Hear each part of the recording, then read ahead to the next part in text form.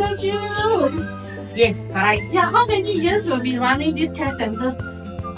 Actually, I'm in this line is about 20 plus years. So, but this home I'm running is 12 plus. Oh, okay. So, like, what makes you that to start this business, like in the care center, to take care of 婆婆公公? Money tak cukup guna lah.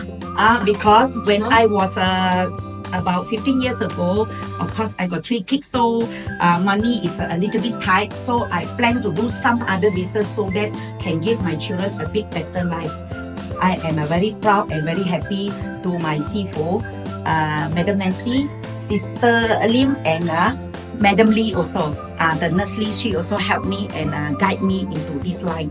Papa Wang Mui, she already stay with me more than 10 years already. 婆婆你中意呢度冇？中意，好中意啊！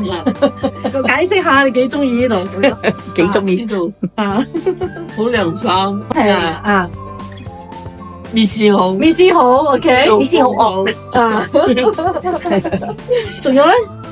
價格什麼都好，好好啦，OK，食又好，住又好，冷氣又風扇，哦，OK，好好安樂。好安樂，OK，多謝婆婆，多謝啦。